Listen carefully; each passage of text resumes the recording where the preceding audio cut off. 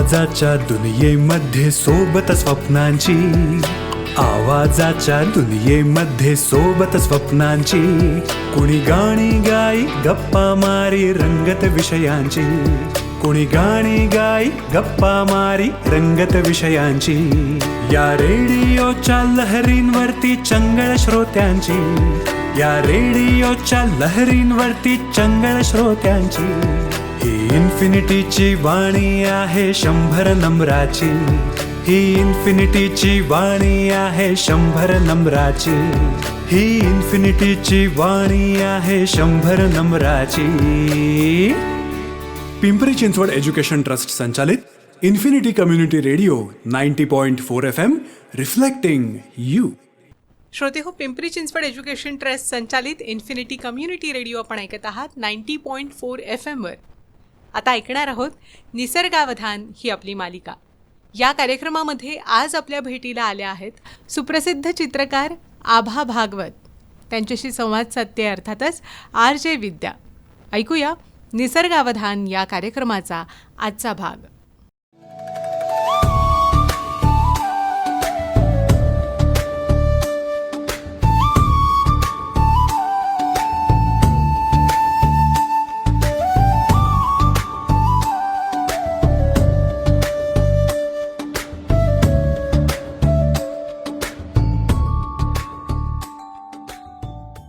श्रोते हो नमस्कार. आपण ऐकत आहात PCET's इन्फिनिटी 90.4 FM आणि मी आहे तुमच्यासोबत RJ विद्या.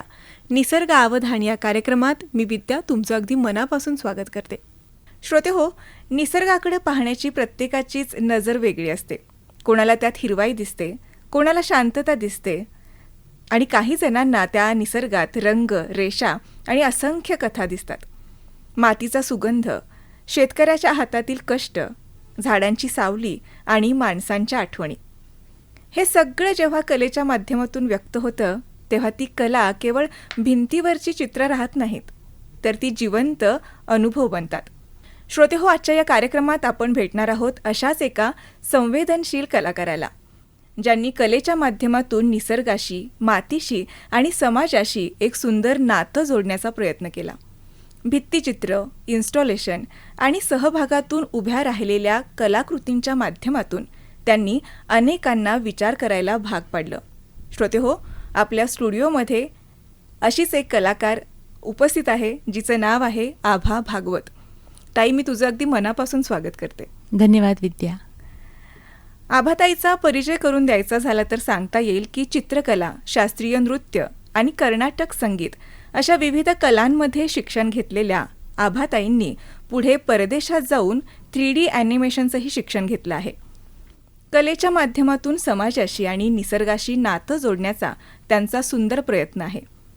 भारतातील अनेक राज्यांमध्ये त्यांनी 500हून अधिक भित्तिचित्रांच्या माध्यमातून लोकांना निसर्ग, पर्यावरण आणि सर्जनशीलतेचा संदेश दिला. कलाकार असतानाच त्या मनापासून पर्यावरणासाठी काम करणाऱ्या कार्यकर्त्या देखील आहेत. पुण्यातील म्हातोबा टेकडी स्वच्छ ठेवण्यासाठी त्यांनी स्वतः पुढाकार घेऊन प्लास्टिक साफ करण्याचं काम सुरू केलं आणि आजही ते सातत्यानं सुरू आहे. कलेद्वारे निसर्गाशी नातं जपणाऱ्या आणि समाजाला प्रेरणा देणाऱ्या अशा या आगळ्या वेगळ्या कलाकारांशी आज आपण संवाद साधणार आहोत. तर आभाताई, मी पुन्हा एकदा तुझं स्वागत करते आणि आपल्या मुलाखतीला आपण सुरुवात करूयात. हो. आभाताई, मला विचारावंसं वाटतं की तुझ्या कलाकृतींकडे जर पाहिलं तर त्यामध्ये निसर्गाची जाणीव आणि मातीचा स्पर्श हा खूप स्पष्ट असा जाणवतो. तर कला आणि निसर्ग याचं हे नातं आहे, ते तुझ्या मनात कसं निर्माण झालं? माझा भाऊ मोठा जो आहे त्याला कायम पर्यावरणाची आवड होती, अगदी शाळेत असल्यापासून. आणि तो ज्या गोष्टी सांगायचा आणि माझं चित्रकलेमध्ये जे चालू होतं त्याचा आमचा एकमेकांवर खूप परिणाम व्हायचा नेहमीच. तर त्याच्या अभ्यासातून त्यांनी एकदा असं मांडलं की जगामध्ये जे जे उद्योग माणूस करतो त्याच्यात प्रायमरी गोष्टी काही असतात ज्या अत्यावश्यक असतात, जीवनावश्यक असतात, सेकंडरी काही असतात आणि टर्शरी काही असतात. आणि त्याच्यामध्ये चित्रकला ही टर्शरी उद्योगांमध्ये बसते. तर हे ऐकून मला इतकं दुःख झालं होतं तेव्हाच की अरे, आपलं प्रायमरी गोष्टीत आपलं बसतच नाही चित्रकला, मग काही अर्थ आहे का नाही, असं मला तेव्हापासून वाटायचं. आणि मग असं वाटलं की नाही पण मी चित्रकार म्हणून माझी ही गरज आहे की चित्र मला काढायलाच पाहिजेत. त्यामुळे जरी समाजाच्या मनामध्ये टर्शरी उद्योग असला हा, तरी माझ्या दृष्टीने किंवा माझ्यासारखे जे चित्रकार आहेत त्यांच्या दृष्टीने तो प्रायमरी असू शकतो. अगदीच असा तो तिढा आहे हा. आणि तो कायम सोडवावा असं मला वाटतं. मला वाटत नाही की तो सुटलेला आहे माझ्या परीने. अजून जी काही वर्ष मी जगीन तेवढी सगळी वर्ष हाच माझा प्रयत्न राहील की चित्रकला प्रायमरी कशी आहे, त्याचा मातीशी काय कनेक्शन आहे किंवा पर्यावरण पूरकता, पर्यावरणाबद्दलचा अभ्यास, या गोष्टी चित्रकलेमध्ये अजिबात दिसत नाहीत. अनेक वेळा वाटेल तेवढी मटेरियल्स लोक वापरतात, रंगांवरती प्रचंड ऊर्जा खर्च करतात. तर या सगळ्यावरती कुठेतरी विचार व्हावा आणि नुसता विचार करून थांबू नये सगळ्यांनी, तर त्यावरती रिफ्लेक्ट व्हावं आपल्या कामातून, असं मला कायम वाटत आलं. आणि हळूहळू अर्थात मोठं होता होता गेली 30 वर्ष जवळजवळ मी हे काम करते. आणि मोठं होता होता मॅच्युअर होत जाता तुम्ही आणि समजायला लागतात वेगळ्या वेगळ्या गोष्टी.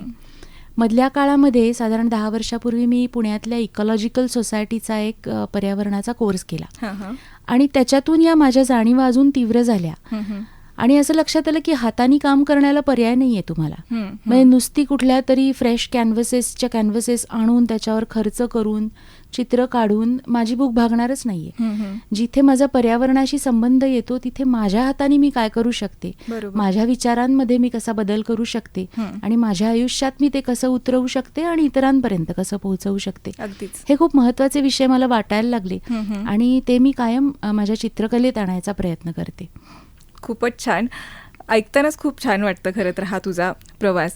म्हणजे आपल्याला म्हणायला काहीच हरकत नाही की कलाकार जेव्हा निसर्गाशी अगदी मनापासून जोडला जातो तेव्हा त्याच्या प्रत्येक कलाकृतीतून एक वेगळी संवेदना व्यक्त होत असते आणि ती प्रत्येकापर्यंत पोहोचते सुद्धा. ताई, तू डिसेंबर 2025 किसान प्रदर्शनामध्ये खूप मोठ्या प्रमाणात इन्स्टॉलेशन्स केल्या होत्या. तर ती चित्र ज्यावेळी तू सादर केली त्यावेळी किसान प्रदर्शनासाठी तुम्ही पोत्यावर चित्र काढलं होतं. तर त्या कलाकृतीची कल्पना नेमकी तुला कशी सुचली आणि त्या पाठीमागचा विचार काय होता तुझा? किसान हे प्रदर्शन आहे ना, ते मुख्यतः भारतातल्या शेतकऱ्यांसाठी निरंजन देशपांडे ऑर्गनाईज करतो आणि गेली 30-35 वर्ष तो हे काम करत आलेला आहे आणि माझा त्यातला सहभाग गेली काही वर्ष फक्त आहे. आणि ते सगळं प्रदर्शन बघून मी थक्क होते की शेतकऱ्यांसाठी किती विविध मार्गांनी जवळ जायची त्याची इच्छा आहे. आणि आमचं जेव्हा बोलणं झालं तेव्हाही असंच आम्हाला वाटलं की चित्र जी काढणार ते प्रॉडक्ट म्हणून आपण त्याच्याकडे बघू आणि ते अपसायकल करता येईल, रिसायकल करता येईल असंच असावं. म्हणजे असं नाही होऊ की प्रचंड मोठे कॅनव्हसेस विकत घेतले आणि नंतर ते पडूनच राहिले, म्हणजे 5 दिवस वापरले आणि फेकून द्यावे लागले, त्याचा अजून नवा आपण कचरा निर्माण केला, असं नाही होता कामा. त्यातून या वेगळ्या वेगळ्या संकल्पना सुचत गेल्या आणि मग आम्ही केलं काय की चक्क जुनी पोती विकत घेतली. म्हणजे त्या पोत्यांमध्ये तांदूळ, गहू, ज्वारी असं अडकलेलं सुद्धा होतं. मी चित्र काढत होते तेव्हा.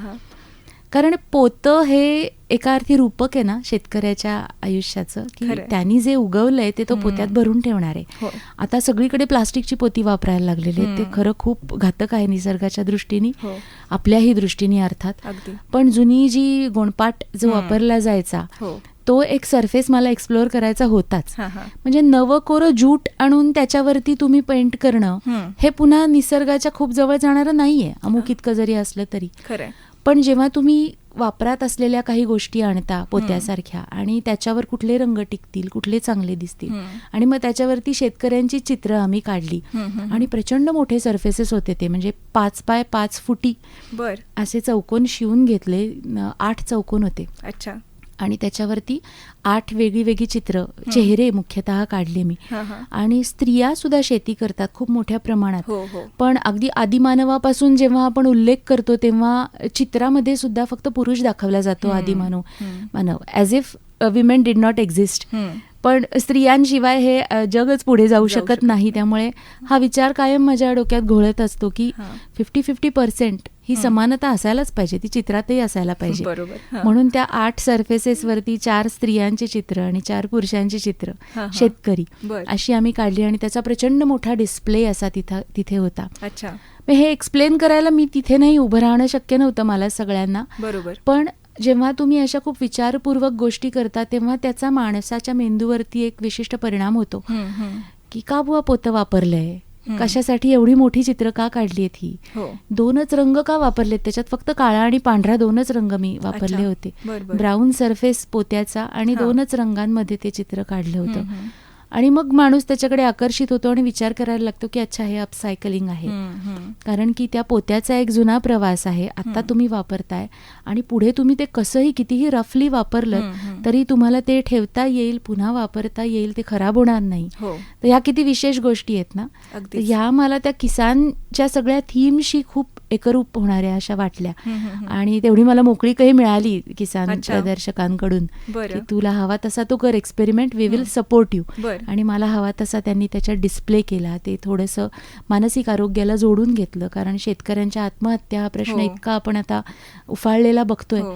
त्यामुळे त्यांच्या मानसिकतेशी ते जोडून कसं घेता येईल असाही आम्ही त्याच्यात प्रयत्न केला आणि सुंदर झाला तो प्रयत्न. आमच्या दृष्टीनेही छान झाला हा. आणि बघणाऱ्यांनीही खूप अप्रिशिएट केला. तर त्याचं एक खूप वेगळं समाधान आहे. खरंच आहे, म्हणजे या गोष्टी खूप काळाच्या पाठीमागं गेलेल्या आहेत आणि शहरामध्ये या गोष्टी बघायला मिळणं हे खूप रेअर असतं खरं तर. आणि ते तुझ्या चित्रातून तू दाखवलंस, तुझ्या विचारातून तू दाखवलंस, ही खूप सुंदर गोष्ट आहे. मला वाटतं तिथं प्रत्येक शेतकरीसुद्धा नक्कीच आला असणार आहे हे प्रदर्शन बघायला आणि त्यालासुद्धा कुठेतरी माझ्या जवळचं आहे किंवा माझा अगदी. कोणीतरी विचार करतं, ही भावनासुद्धा खूप हो, जास्त मनाला लागून जाते. अगदी अगदी.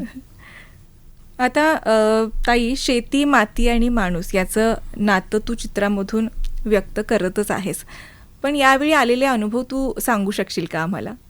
तिथे ॲक्च्युली मला खूप वेळ देणं शक्य नव्हतं. हा. म्हणजे मला खरं असं खूप आवडतं की त्या आर्टवर्कला कसं बघतायत सगळेजण.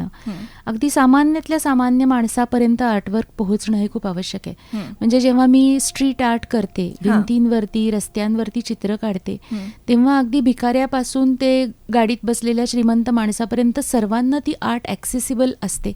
हे मला त्या कलेचं महत्त्व वाटतं, मोठेपण वाटतं. तर इथे किसानच्या प्रदर्शनामध्ये मला शक्य नव्हतं तिथे थांबून समजून घेणं. पण एक आर्टवर्क होतं, ते एक मुलगी एक्सप्लेन करत होती आणि तिला माहिती नव्हतं की मी चित्रकार आहे त्या चित्राची. आम्ही मातीमोल असा तिथे विषय होता आणि माती कशी जिवंत ठेवायची असा तो स्टॉल होता आणि सगळी ते विद्यार्थी काम करत होते तिथे. तर ती मुलगी एक्सप्लेन करत होती आणि मी ऐकत होते. तर ती मलाच सांगत होती की हे अभा भागवत नावाच्या एक चित्रकार आहेत आणि त्यांनी हे अशी थीम केलेली आहे. मी सगळं ऐकून घेतलं आणि मग छान वाटलं मला. ती खूप सुंदर पद्धतीने एक्सप्लेन करत होती आणि त्या सगळ्याच टीमला त्यांच्या लीडरनी खूप छान तयार केलेलं होतं की काय केलं या चित्रात हे समजावून सांगायचं. अनेक टेक्स्चर्स होती त्याच्यामध्ये, छान लो कॉन्ट्रास्ट होता, हाय कॉन्ट्रास्ट होता. त्यामुळे ते चित्र खूप आकर्षक झालेलं होतं मातीचं आणि खूप बारकावे त्याच्यामध्ये मला घालता आले होते आणि लोक खूप अप्रिशिएट करत होती. तर थोडा संकोचही होतो की बापरे, आपल्या समोरच आपलं असं अप्रिसिएशन होत आहे. लाज वाटते थोडीशी, पण छानही वाटतं. कुठेतरी स्फूर्ती सुद्धा मिळते की चला आपलं काम अगदीच फालतू नाहीये आणि अजून प्रेरणेने आपणही झंझत राहिलं पाहिजे आणि काम करत राहिलं पाहिजे. त्यामुळे लोक अप्रिशिएट करतात तेव्हा छान वाटतं. पण जबाबदारीही वाढते नक्कीच की अजून वरच्या पायरीवर आता पुढच्या काळात जायला पाहिजे, इथेच नाही थांबायचं. अगदीच. आणि तू जसं म्हणालीस की त्या थीमला किंवा त्याला जे नाव दिलं होतं माती मोल, याच्यातच खरं तर सगळं काही सामावलेलं आहे. खूपच. म्हणजे मातीचं मोल आपल्याला कळलं पाहिजे आणि जर नाही कळलं तर ते माती मोल आहे, असं दोन्ही अर्थाने आपण म्हणू शकतो खरं तर. म्हणून हा निसर्ग आणि ही माती जी आपली आहे ती वाचवणं गरजेचं आहे आणि ते काम तू करतेस की तुझ्या चित्रातून तो एक संदेश आहे, तो प्रत्येकापर्यंत पोहोचतोय. निसर्ग काय आहे आणि तो का वाचवला पाहिजे म्हणून. आभाताई, तू मगापासून जे बोलतीयस त्याच्यातून एक गोष्ट लक्षात येते की तू निसर्ग जितका कमी वापरता येईल किंवा निसर्गाला जितकी हानी आपण कमी पोहोचवू शकतो याचा विचार करून तू तुझी चित्रकला सादर करतेस प्रत्येकापर्यंत. या चित्र काढताना अनेक गोष्टी आपण वापरत असतो, कॅनव्हास असतो, रंग असतात. तर याचा वापर तू कसा करतेस किंवा काय विचार असतो त्या पाठीमागं? मला ना नेहमी असं वाटतं की हे जे कॅनव्हसेस बाजारात आपण विकत घेतो त्याची एन्व्हायरमेंटल कॉस्ट खूप मोठी असते, त्याची जाणीवच नसते चित्रकारांना. आणि अगदी छोटी छोटी मुलं, म्हणजे 3 आणि 4 वर्षाचं मूल असतं आणि आईवडील म्हणतात की तुला आम्ही कॅनव्हस आणून देतो, केवळ त्यांना ते अफोर्डेबल असतं म्हणून, परवडत असतं म्हणून. तर त्यांनी म्हणजे कॅनव्हस वापरल्याने कोणी चित्रकार होत नसतं. कॅनव्हस हे फक्त एक माध्यम आहे, हे नाही विसरता कामा. बरोबर. आणि मग असा विचार करायला आपण भाग पडतो की जर का कॅनव्हस नाही तर काय, आणि कॅनव्हस का नाही. हां. तर चंद्रमोहन कुलकर्णी जे मोठे चित्रकार आहेत त्यांच्याशी एकदा गप्पा चालू होत्या आणि ते म्हणले की आम्ही जेव्हा कॉलेजमध्ये होतो हां. तेव्हा आम्हाला कॅनव्हस कसं करायचं हे शिकवायचे. बर. म्हणजे ते कुठलं कापड आणायचं, त्याच्यावरती काय लावायचं. आणि मी जेव्हा कॉलेजमध्ये होते, याच्यामध्ये एक 40 वर्षाची दरी आहे, बर. तर त्या 40 वर्षामध्ये आर्ट एज्युकेशन एवढं बदललं हां. की तुम्ही कॅनव्हस तयार असलेलाच विकत आणायचा आहे. फार फार तर तुम्ही तो फ्रेमवरती ठोकू शकता स्वतःचा स्वतः. अच्छा. पण रेडीमेड मटेरियल्स एवढी वाढली बाजारातली, हां.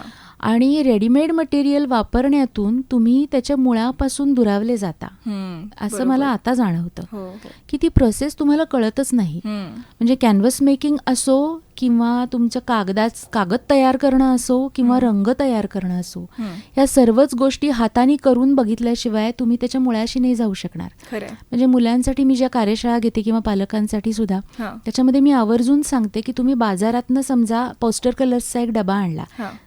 6 रंग आहेत त्याच्यात किंवा 12 रंग आहेत, तर प्रत्येक रंगाचं टेक्स्चर सारखं, त्याचा वास सारखा, हां. चव आपण घेत नाही पण घेतली तर चवही सारखी सारखीच. असेल, कारण त्याच्यात सारखी केमिकल्स आहेत. बरोबर. त्यांचं आयुष्य सारखं, त्याचा जो रंग कागदावर उठणार तो जसा तुम्हाला दिसतोय तसाच्या तसा उठणार. हो.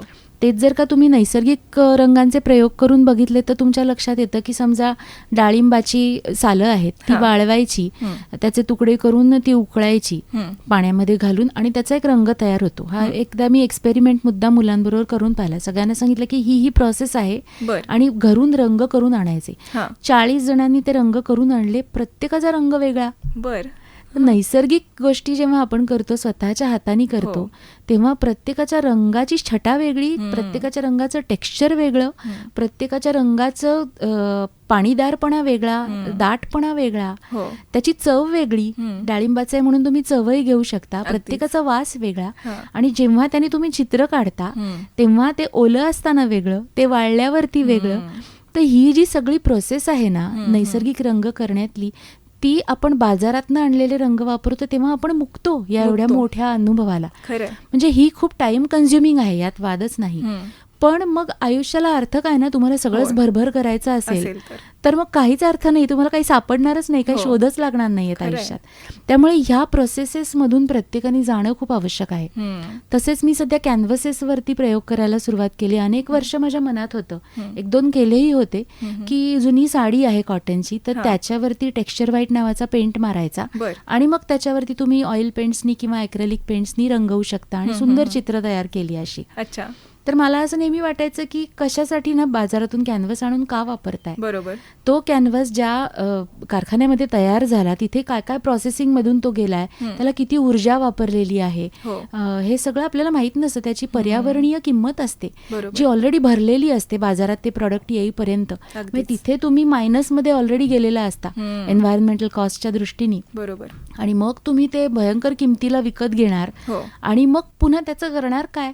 समजा छोट्या मुलांनी त्याच्यावर चित्र काढलेलं आहे तर ते जाणारे गार्बेजमध्येच ना इव्हेंच्युअली.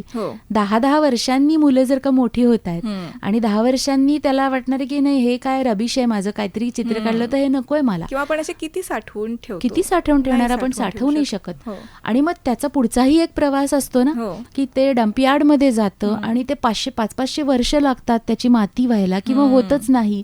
किंवा मीन व्हाईल ते कुठल्या तरी प्राण्यांच्या पोटात जातं, पक्ष्यांच्या पोटात जातं, ते प्राणी पक्षी मरतात. तर केवढी मोठी एन्व्हायरमेंटल कॉस्ट आहे प्रत्येक प्रॉडक्टची.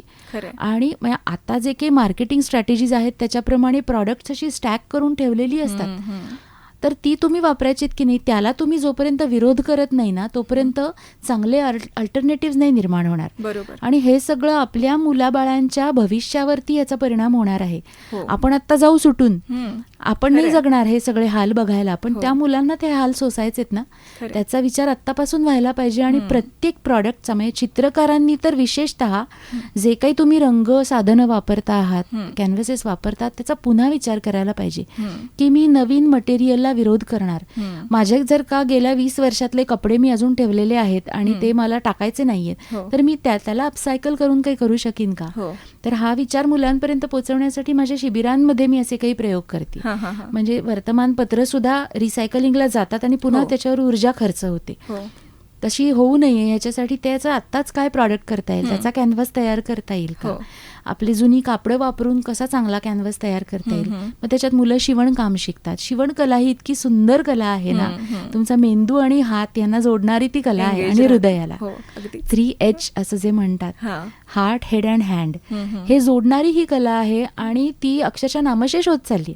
म्हणजे काही इंग्लिश मिडियमच्या शाळांमधली जी मुलं माझ्याबरोबर काम करतात त्यांना ह्या हाताने करण्याच्या गोष्टींचा अनुभवच मिळत नाही.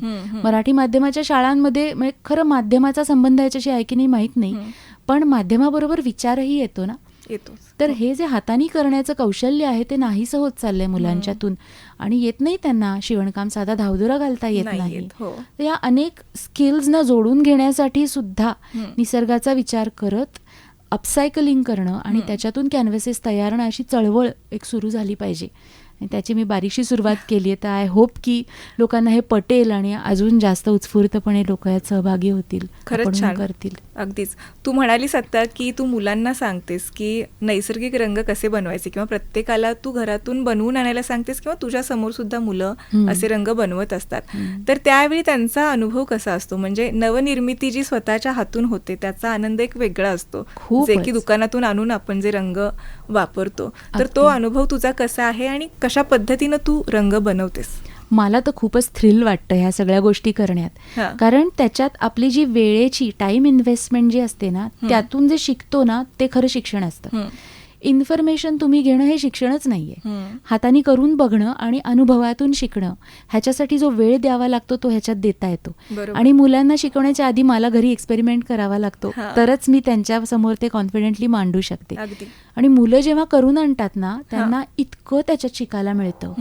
म्हणजे ना मला एक छोटासा इथे अनुभव सांगू का? फारच गोड अनुभव आहे तो.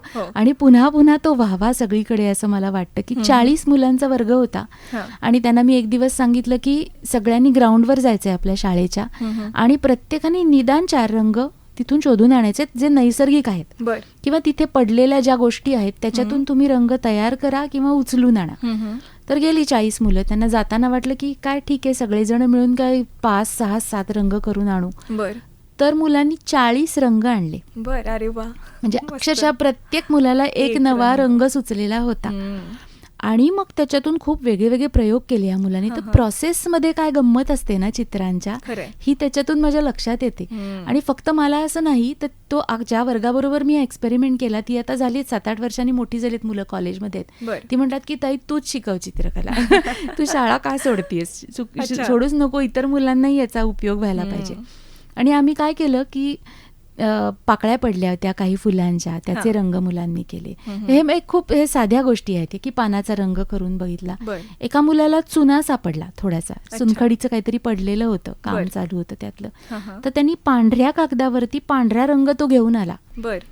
पांढऱ्यावरती पांढरा हे किती रेअर आहे ना, किंवा काळ्यावरती काळा हे किती रेअर आहे ना. तर त्या निमित्ताने मग ते थोडंसं जोडून मी अशा काही चित्रकारांनी जे एक्सपेरिमेंट्स केलेले आहेत, एक रॉशनबर्ग नावाचे मॉडर्न आर्टिस्ट अमेरिकेत होऊन गेले, त्यांनी असा एक्सपेरिमेंट केला की काळ्या रंगाच्या कॅनव्हसवरती काळे कापडं आणि कागदाचे तुकडे त्यांनी चिकटवले. आणि ते म्हणले की काळा हा डीपर रंग आहे, खूप डीप आहे, सावलीचा रंग आहे, तर त्याच्यात सुद्धा डेप्थ निर्माण करता येते.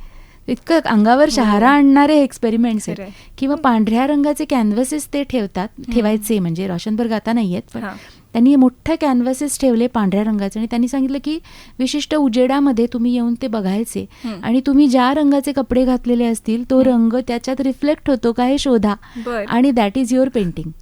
हे किती विलक्षण आहे ना. हे सगळं मुलांपर्यंत पोहोचायला पाहिजे माहितीये. आणि मुलांबरोबर काम करताना असं स्पॉन्टेनियसली आठवतं मला कधी कधी की अरे या चित्रकाराचं हे काम आता त्यांना दाखवायला पाहिजे. आणि लकीली आता इंटरनेट असतं, आपल्या फोनवर सुद्धा अवेलेबल असतं, त्यामुळे त्यांना पटकन तो चित्रकार दाखवता येतो. म्हणजे मुलं जे हाताने करतायत त्याच्याशी चित्रकारांनी केलेलं मोठं काम हे जोडून दाखवणं हा सुद्धा पर्यावरणपूरक कलेचा खूप महत्वाचा भाग आहे. आणि त्याच्यातून मुलांच्या चैत्रिक जाणीवा सुद्धा खूप समृद्ध होतात. खरंय. आणि अगदी मूल ज्यावेळी जन्माला येतं ते जग बघायला लागतं त्यावेळी सुरुवात तिथूनच होते की आजूबाजूला इतके रंग असतात आणि त्याच्याशी सुरुवातीला कदाचित त्यांना ते कळत नाहीत, पण जसं मूल मोठं होत जातं निसर्ग त्यांच्या जवळ येतो आणि हे रंग आपल्याला कळायला लागतात. आणि ही जाणीव आणि हे तू म्हणतेस की मुळापासून असणं खरंच खूप गरजेचं आहे. अगदी. आणि हा जो चित्रांचा असा तुकडा पाडलेला आहे की चित्रकला हा एक विषय आणि तो अशा अशा विशिष्ट पद्धतीने शिकवायचा, हां. तशी काही गरज नाहीये. चित्रकला सगळ्या विषयांमध्ये संचार करू शकते. अगदी. गाण्यात आहे चित्र, हो. गणितात आहे चित्र, विज्ञानात आहे चित्र. तर ह्या सगळ्याची गुंफण कधी नाही तर घालणार आपण. घालणार, खरंय. ती घालायला पाहिजे. खरंय. श्रोते हो, खरं तर ही मातीच्या सुगंधातून आणि धान्याच्या पोत्यातून आणि त्या वातावरणातून उभी राहिलेली अशी ही कला आहे. आता आपण विविध रंग कसे असतात किंवा कसे बनवले जातात याच्याबद्दल एक अनुभव सांगितला ताईने. तू म्हणालीस की 40 रंग मुलांनी, प्रत्येक मुलाने एक रंग बनवला. आपण इमॅजिन पण करू शकत नाही की खरंच 40 रंग आहेत का खरंच, आपल्या आजूबाजूला. खरंच. आणि हे फक्त कुठं मिळालेत आपल्याला, तर निसर्गातून मिळालेत. आणि हा निसर्ग आपल्यासाठी किती महत्त्वाचा आहे हे याच्यावरून खरं तर कळतं. म्हणून मला श्रोत्यांना आणि लहान मुलांना सांगावं असं वाटतं की निसर्गाशी जोडलेली जी नाळ आहे ती खरंच कधीच तुम्ही तोडू नका. आभाताईंनी सांगितल्याप्रमाणे जेव्हा मुलांच्या हातून कृत्रिम रंगांऐवजी मातीचा स्पर्श येतो तेव्हा त्यांच्या कल्पनाशक्तीला एक वेगळीच उंची मिळते. श्रोते हो, कदाचित आपणही कधी थांबून विचार करायला हवा. आपल्या आजूबाजूला असलेला जो निसर्ग आहे तो आपल्याला किती काही देतो आणि आपण त्याला किती ओळखतो. यात सुंदर विचारांसह निसर्ग अवधान या कार्यक्रमातील आजच्या या मुलाखतीचा पहिला भाग आपण इथेच संपवत आहोत. लवकरच भेटूया या संवादाच्या पुढच्या भागात उद्या सकाळी ठीक 9:30 वाजता. तोपर्यंत ऐकत रहा RJ विद्यासोबत, फक्त PCET's infinity 90.4 FM reflecting you.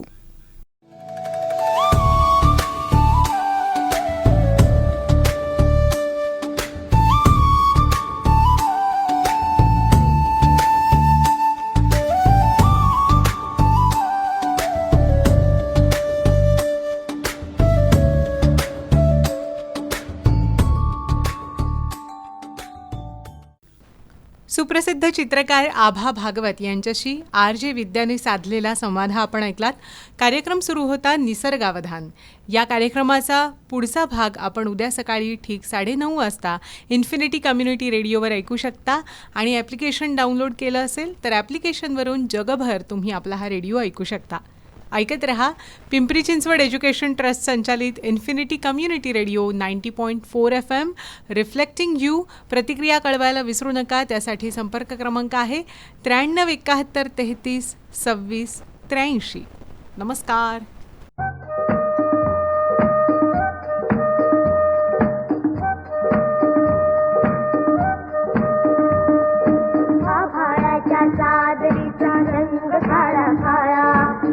कट्ट कळलेला असा झालाय बोळा, आभाळाच्या चादरीचा रंग काळा काळा. कट्ट कळलेला असा झालाय बोळा.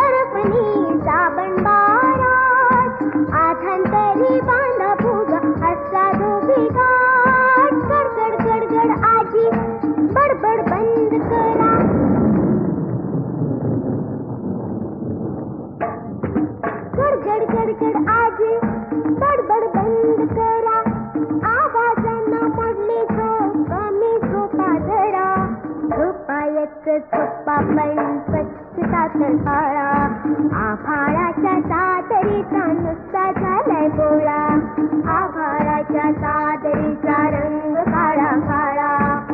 कट्ट कळलेला